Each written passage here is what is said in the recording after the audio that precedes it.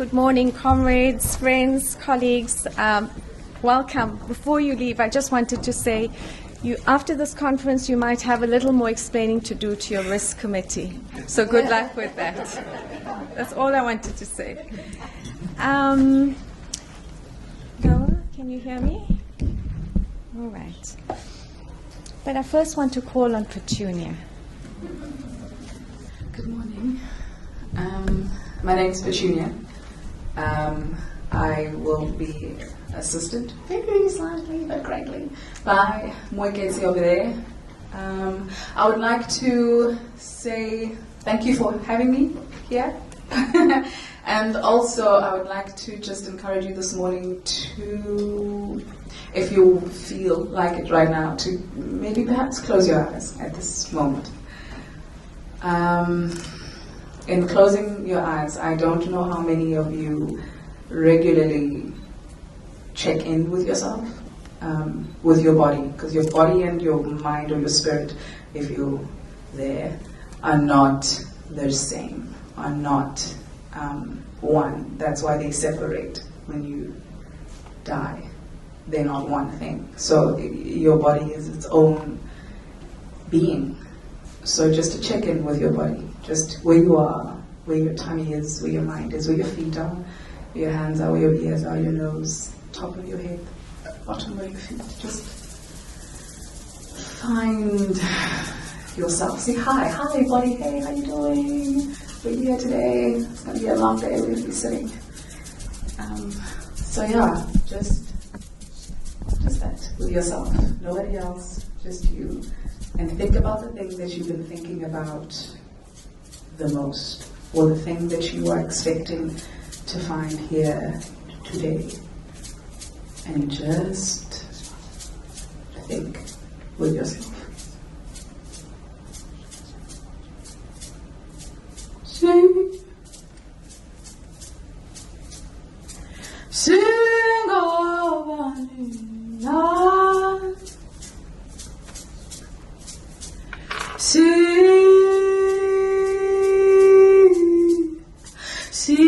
over the night.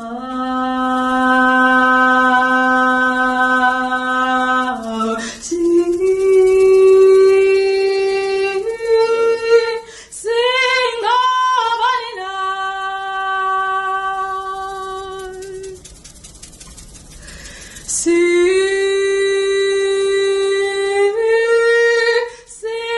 over the night.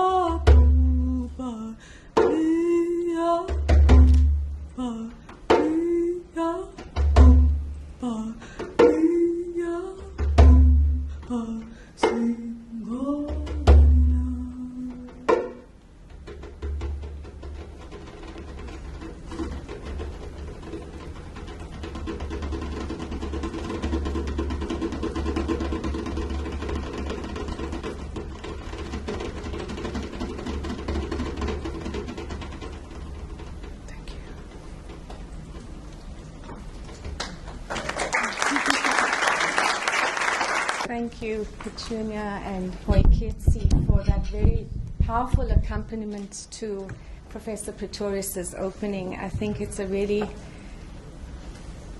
fine way to connect our multiple senses and to connect our heads and our hearts really in the kind of way that we want to as we begin this conference and engage with each other. So yeah, I feel it here. Where are you, Petunia? Hoiketsi, I feel it here. Thank you so much. I want to echo Professor Pretorius by recognizing Professors Garth Stevens, Kopano Ratele, who's just walked in. Hi, Kopano. Glenn Adams. And in his absence, Professor Norman Duncan from the University of Pretoria, for their solidarity efforts and certainly their imaginations that came together, I'm sure you will agree with me, in a very, very fine way to make this conference a reality. And we give special acknowledgement to the University of the Western Cape, represented here by the Department of Psychology specifically and the International Relations Office, for its unequivocal commitment to serving not only as the site and intellectual host of this conference, but importantly as a kind of anchor that allows us to historicize the decolonial currents in psychology, in South African psychology, and engage contemporary ideas and debates on how to construct and act and teach psychologies that are South-centered and, of course, for us, very much African-centered, and therefore epistemically true, liberatory, and ultimately in the service of the life-supporting priorities of our continent. So thank you all. Certainly, for many of us whose psychology careers are in one form or another tethered to the University of the Western Cape, this is a poignant moment which I thought you captured so beautifully. The South Africans in the room are familiar with the nefarious historical narrative associated with the discipline. Professor Pretorius made mention of that. The one of psychology's complicity with the apartheid system, signified, of course, by the dehumanization of the black other in the science and practice of psychology.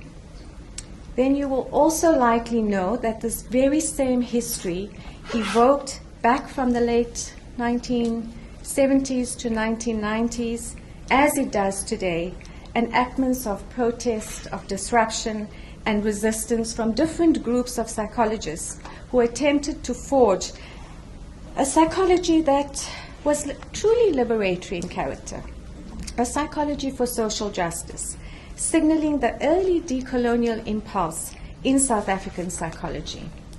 I tell you this because, significantly, UWC came to represent a very, very central intellectual and activist home for the groups of particularly black psychologists, many of whom are in the room today, actually, who performed all kinds of labor, intellectual labor, relational labor, emotional labor, political labor, and many continue to do so, to reclaim and reorient the subjugated psychologies of Africa really as a project of emancipation.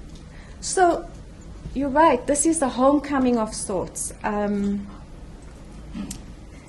UWC then and now representing a site of resistance and a site of resurgence as we think about what and how we teach, write, research, and practice in psychology, and as we think about psychology's decolonial journey.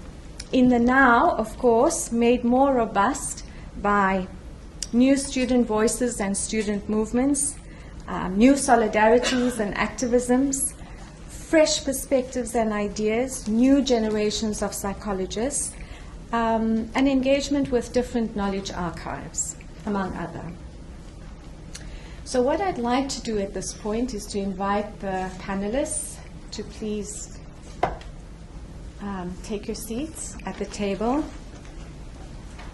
And I'll take this moment to introduce them to you. Peace. Thanks. So Garth Stevens is a professor and clinical psychologist in the Department of Psychology, the School of Human and Community Development, and currently acting dean in the Faculty of Humanities at the University of the Witwatersrand in South Africa. His research interests are many, really, with a great deal of focus on race, racism, and related social asymmetries. He's a member of the Academy of Science of South Africa and president-elect of the Psychological Society of South Africa. Professor Glenn Adams is professor of psychology and director of the Cultural Psychology Research Group at the University of Kansas, where he has been active in leadership of the Kansas African Studies Center. An enduring theme of his work has been cultural, psychological foundations of psychological experience based partly on multi-year engagement of field research in West African settings. Dr. Maria Florence is the head of the Department of Psychology at UWC. Her research interests include measurement design and validation, youth risk behavior, women's health, and substance abuse in low-income economic status communities. And finally, Dr. Peace Kigua is senior lecturer also at WITS in the Department of Psychology. Her research interests include gender and sexuality, critical race theory, critical social psychology, and teaching and learning. She's the chair of the Sexuality and Gender Division of the Psychological Society of South Africa. Thank you very, very much for agreeing to serve on this panel. The delightful thing about it is that we didn't have to twist arms, did we? Thank you. So, I know that we have given you an impossible brief of offering us a framing of sorts for the conference, an altogether grand request, I think, all to be delivered in 5 minutes, in which you will try to rewrite history, please. Don't forget to show your best side to the camera. And please don't complicate my task as chair. So that's really the brief that the opening panel has been given, comrades. Simple enough. So, panelists, I invite you to consider the key motivation for and foci of the conference as you share your thoughts on how well does science travel, reframing and refiguring a psychology from the South. Unless you are more disruptive than I anticipate you to be, I understand from my conversations with you that through different reference, you will be talking to the geopolitics of knowledge, the logics of knowledge production, psychopolitics, relevance and representational justice, and privileging the lived experiences of Africans towards liberatory conceptions, enactments, praxis of psychology. And as you do so, keeping in mind that for many in the discipline, articulating a refiguring of a psychology from the South really remains quite unimaginable from within the dominant frames and imaginary of the discipline, I encourage you to make offerings that extend beyond the so-called master narratives of refigurative politics, if there's time to do so, and of course to trouble and incite the discussions that we hope will follow this opening panel. So again, I don't ask for much, and I hand over to you. So thanks, Shanaz. I mean, really, I'm not sure where to start, quite frankly. But thank you very much for giving us this opportunity to really speak to our thoughts, to try and frame a little bit of what it is that we want to talk about in these 2 days. So I'm going to jump straight in, and rather than do maybe just say that I want to really talk about 3 points. I want to talk about the relationship between knowledge, the idea, secondly, of the Global South and what it is that we mean when we talk about the Global South. And I want to talk about both of those in relation to what it is that we, or the way that we think about this in the contemporary world that we live in today. In attempting to answer the question posed by the title, how well does science travel, reframing and refiguring a psychology from the South? My response in the short has to be that it travels variably. Precisely because knowledge is always historically and temporally located and and contextually contingent, but is also simultaneously mobile and comprised of interconnected circuits and concatenations. So here we have to consider that some forms of knowledge are of an order that in some ways speak to shared or more common experiences across geographies and across different topics, and are therefore more applicable to a range of contexts and times. And here, for example, I'm thinking about the way in which theory like Marxist theory, feminist theory, critical race theory have traveled across contexts in which racism, slavery, patriarchy, and capitalism have impacted on social formations across the world. In other instances, we've had to assume that there are, of course, specific ways in which knowledges are produced, generated, and discovered within a specific context that make them unique. And here I think about the work of African writers that we often don't speak about, from Nkrumah to Sobukwe to Cabral to Ngugi, and so on. So the tension has to be one that we deeply understand and manage the relationship between what I refer to here as a kind of experiential exceptionalism that can generate specific knowledges about our lived experience. In other words, how we think about and write from the places that we occupy and that we live. And in some instances, how do we also decolonize the notion of decoloniality? Because, of course, when much of what we think about today in decolonial theory is also finding its way out of Africa into parts of Latin America, into the North, into the Caribbean, and back into Africa. And, of course, one has to avoid a simultaneous avoidance, one has to avoid intellectual parochialism. I think, here I'm thinking about the work around indigenous knowledge systems, and the way that sometimes our tendency to romanticize African epistemologies can also be as problematic. And hopefully this allows for a more generalist or universalist approach to our lived experiences that then allow knowledges to travel more readily. I raise this because both of these positions speak to the degree of mobility of knowledge, its miss or eat effects when traveling, its appropriation, but also its potential for being recalibrated. Under these conditions, the decolonial project may have to consider not simply jettisoning one archive for another, but instead arguing for an archival expansion or increasing surface of knowledge, as opposed to a knowledge project that is premised on a recuperative idealism that attempts to retrieve an essential knowledge that somehow was uninterrupted by coloniality. But such a project has to also take into account the fact that knowledge can be appropriated, reinterpreted, and refigured along after each generation. Edward Said, in his conversation with Jacqueline Rose and Christopher Bolas, recounts how the work of Joseph Conrad, for example, could never have predicted how Heart of Darkness would be interpreted within the context of the quick Indian movement, Indian independence. As it was utilized to explain aspects of the peculiarity of Indian coloniality and colonization.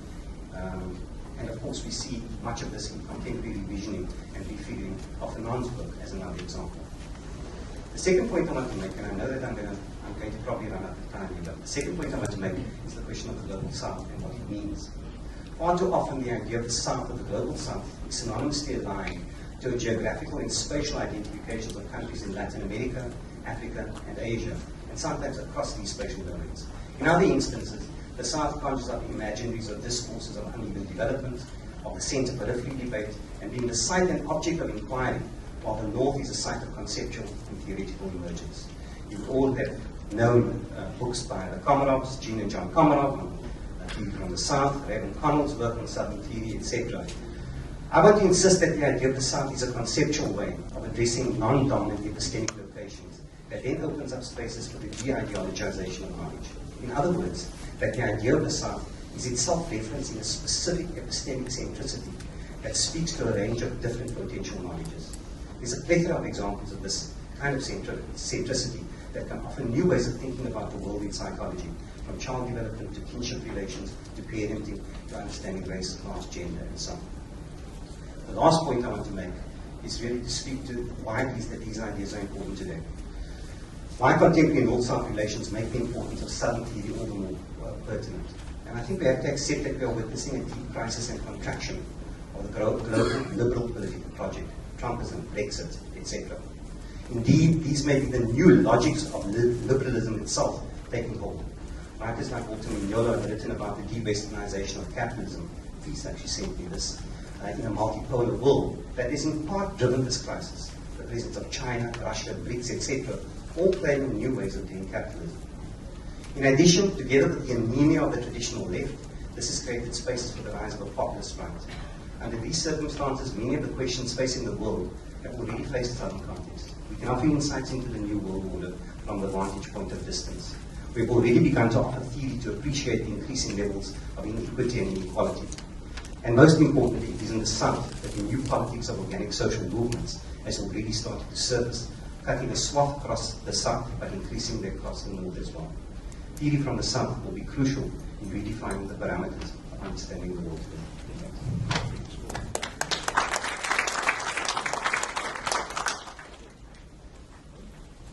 So I think that I need to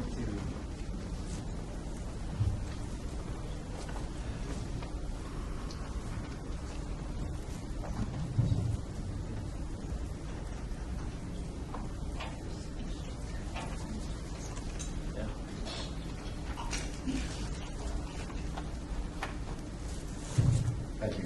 I think that I want to start by thanking the University of Western Cape and everyone involved in the planning and execution and participation in this event. It's truly a remarkable gift, and that's the way I see it from my vantage point, my perspective. Coming here, the panel is how well does science travel. I'm one of those scientists who is traveling. I don't know how well I travel, but being here, I know, is certainly a gift.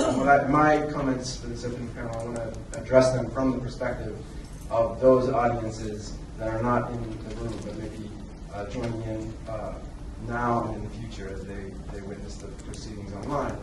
And in particular, I want to think about some of the organizations from the United States that are somehow sponsoring the event. So one of the sparks, one of the many sparks that gave rise to this particular meeting came from the Internationalization Committee of the Society for the Psychological Study of Social Issues, SPICI for short. And I was a member of that committee and at some point the chair of that committee, and the committee was constituted by a lot of people who occupy some of these spaces that Garth has referred to as Southern. And it has been a tradition of this committee to sponsor meetings with societies outside of the United States in an attempt to foster some kind of international vision. But we noted that these collaborations often tend to be between the United States and European societies or Australian, now more Australasian societies. And we thought that there was a particular absence that we were reproducing in those forms of collaboration.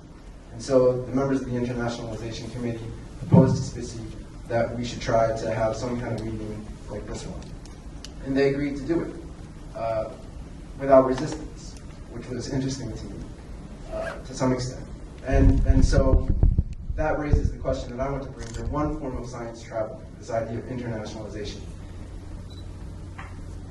I'm not exactly sure what the idea of that is in this context, but in the North American context, the field of psychology, the American Psychological Association, my university, there are a lot of entities that are considering this thing called internationalization as a project. And what I want to consider in this, to answer the question, how does science travel, is how to think about internationalization. Because for sure, internationalization can be problematic. There are imperialist forms of internationalization. So one form of internationalization you might refer to as expansionist internationalization. In this sense, internationalization means taking one's show on the road with a kind of missionary zeal to disseminate scientific insights usually taken from studies in northern spaces to other places. Another construction of the project is what one might call assimilationist internationalization. So rather than exporting some kind of weird science, as some people like to call it, from the United States or other northern settings to global humanity, this sense of internationalization is more about incorporation of international work or voices into the mainstream or standard forms of psychology. Both of these constructions of internationalization have neo-colonial or imperialist overtones. The expansionist construction can be problematic if it means the imposition of one particular or several particular kinds of knowledge derived from those northern settings, without regard for the historical or cultural context of the production of those knowledges. The assimilationist construction can be problematic, but the primary goal is not necessarily to improve the field by incorporation or by engagement or dialogue, but rather just to kind of gain some clout in the facade of cultural diversity without corresponding diversification of knowledge or practice to match the priorities of a more diverse membership. So in contrast to the neocolonial sensibilities of those two constructions of internationalization, I think the genesis of this event, and certainly my interest in trying to collaborate toward the event, is in a kind of decolonial internationalization. And decolonial internationalization is in the spirit of the subtitle of the conference, this idea of theory from the South. From this perspective, standard forms of knowledge about psychology tend to reflect the interests of a powerful global minority of people who inhabit settings associated with the Eurocentric global modern order. The decolonial approach to internationalization draws on work beyond those settings to rethink conventional scientific wisdom from the epistemic perspective of the marginalized global majority, in the sense that Garth has referred to earlier. The point here is not simply to better understand people in quote-unquote other settings. The point is not to kind of extract knowledge from those settings and take it back to the metropole in a kind of what some have referred to as epistemic extractivism. Instead, the point is to enrich and refigure and salvage or save the center of the field by drawing on the epistemic foundation of everyday life and lived experience in settings like this one. And I should note that South Africa is a particularly important site in this regard, I think. And the field of psychology in the South African context has tremendous gifts to offer to this endeavor. Because, specific for a lot of reasons, but the important one to me, as an outsider with only passing knowledge from a couple of visits and engagements, is that in many ways, what you in this context are trying to do with psychology is kind of a microcosm for the future of the world, perhaps, especially as Garth is noting. If we're thinking about the kinds of violence necessary to maintain certain kinds of lifestyles associated with the psychology that we promote. Our psychology reflects a particular kind of lifestyle, what you might refer to as a modern individualism. But as Professor Maldonado Torres is no doubt going to talk about later, that modern individualism is born out of and reproduces coloniality. It's not like something that we may be inclined to think that those ideas in our field are kind of the leading edge of human progress, but a decolonial perspective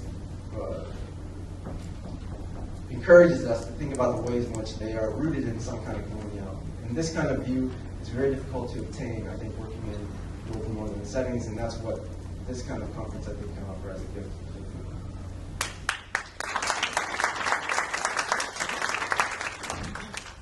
Thanks, Glenn. So, thanks, Shanaz.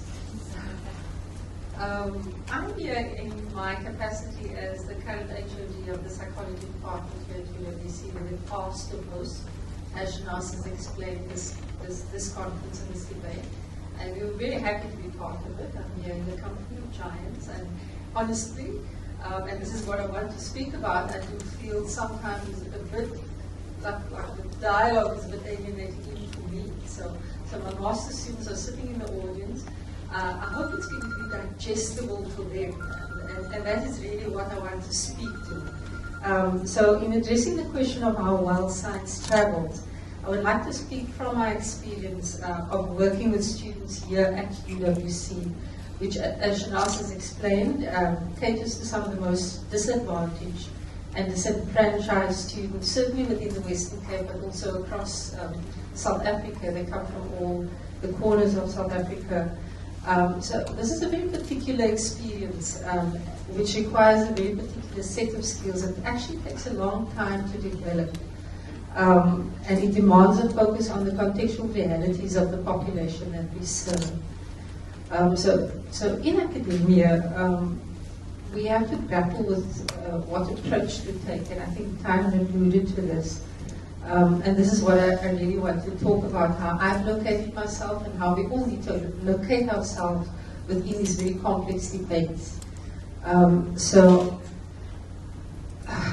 in line with, I think, what Garth is talking about, that variability, what he has shared, I too am of the persuasion that how we locate ourselves within these debates depends on how we are located historically and contextually, and how our students are located historically and contextually. And there are many aspects that influence this process.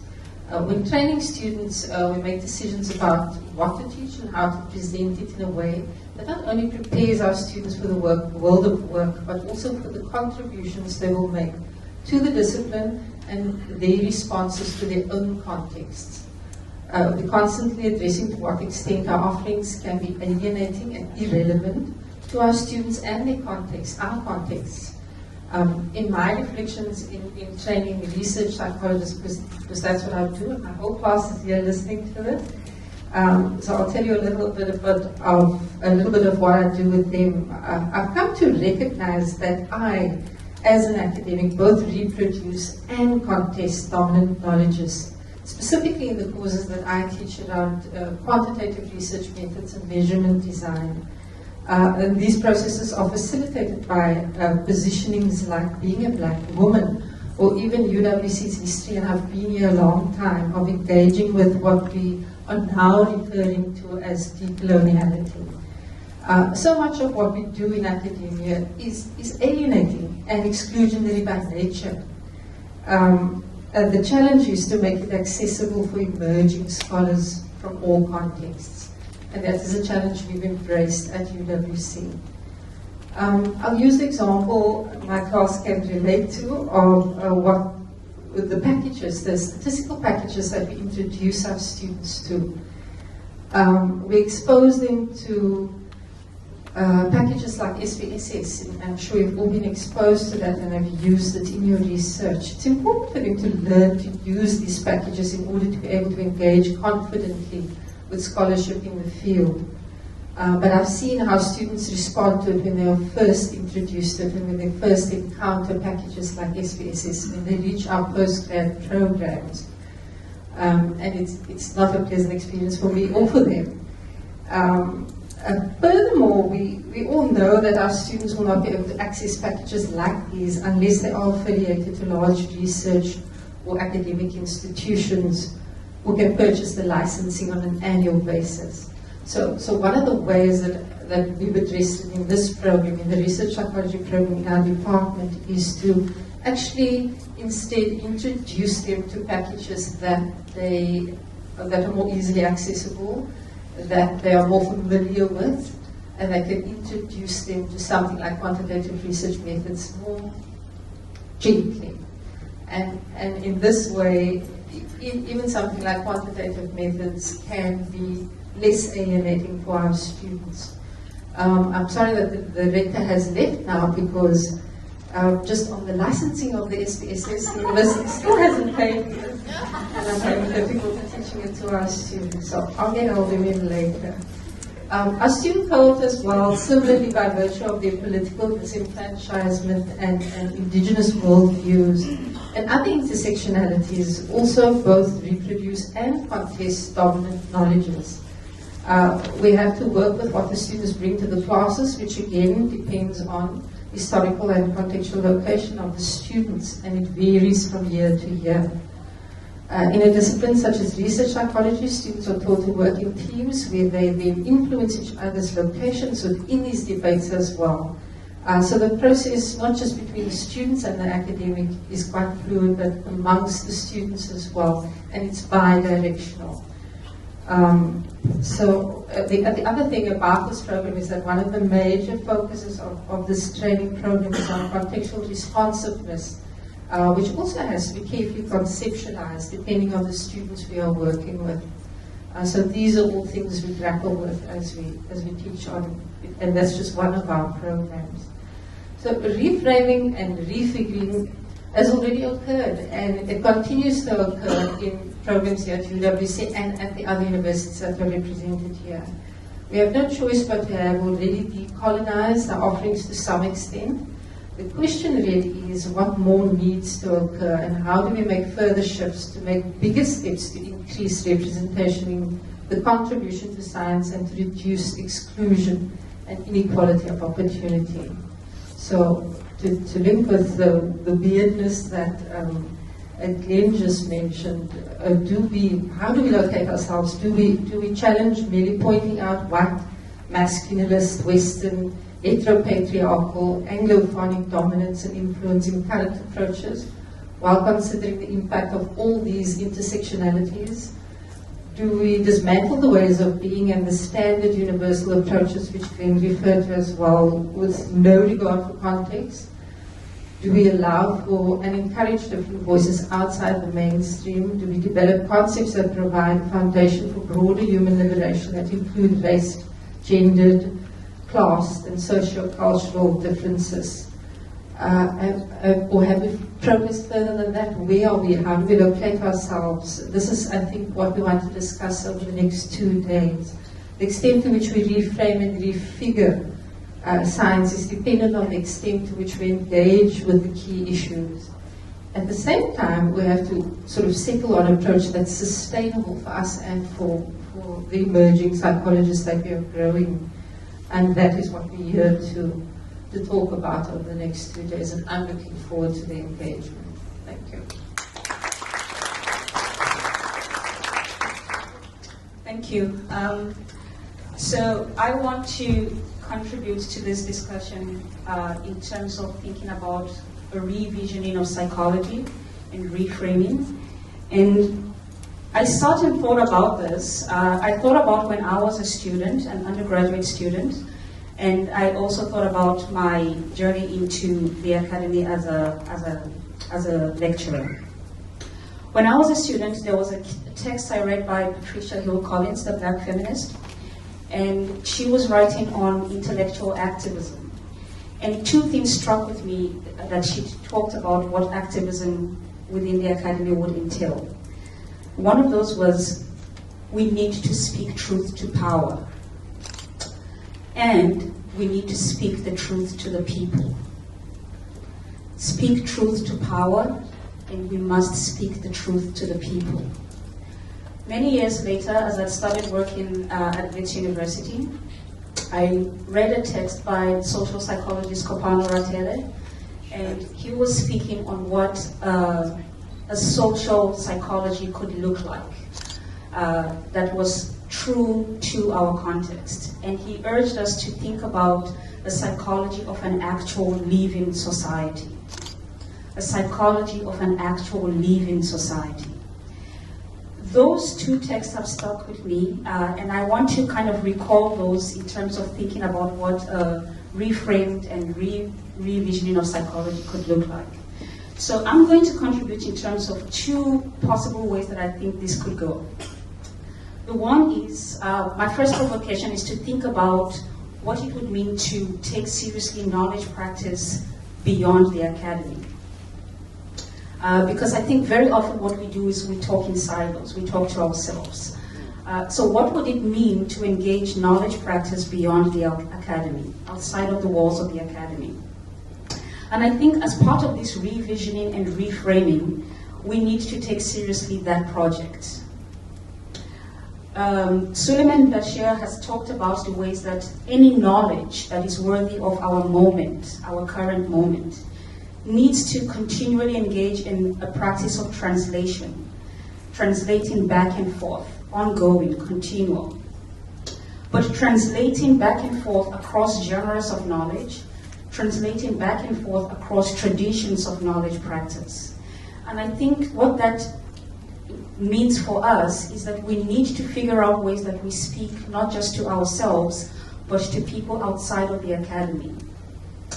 And so what I want to think about in terms of how we can reframe psychology for the Global South is that we need to find out ways that we can speak in languages and in modalities that is beyond the typical standard academic fare.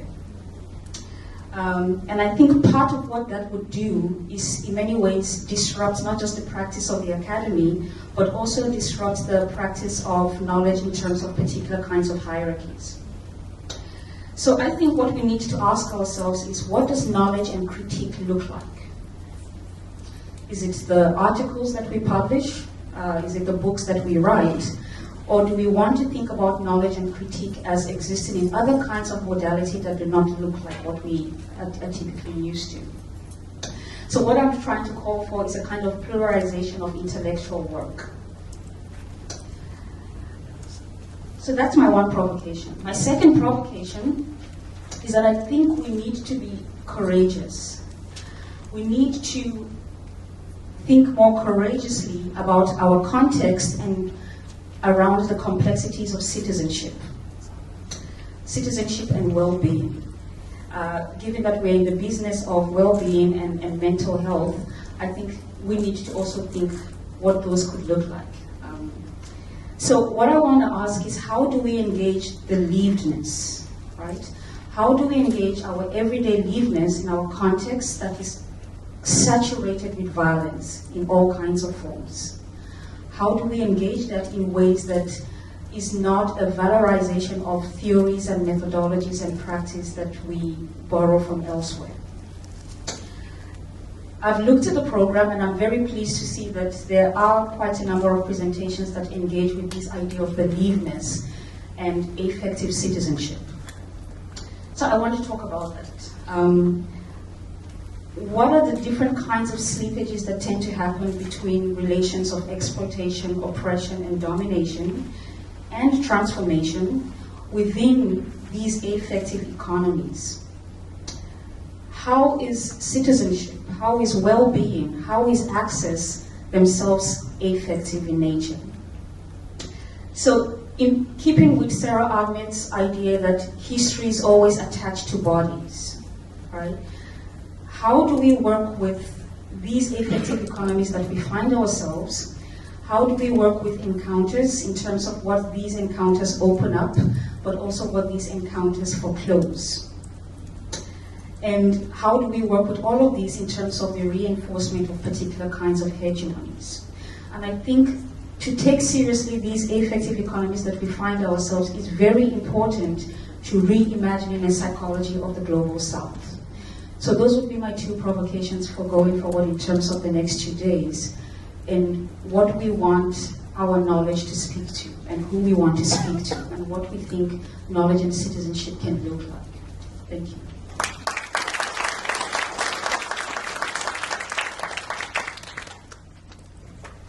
Thank you, panelists. You rose beautifully to the challenge.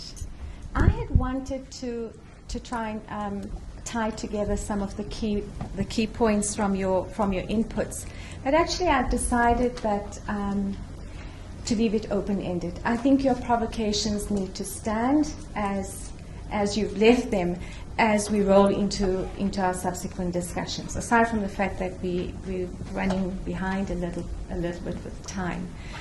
I think in many ways you have talked in different ways about, and I want to quote Kessie and Bonzaya. You are here, I know, in an article you published last year. You said, decolonization deeply implicates the psychological.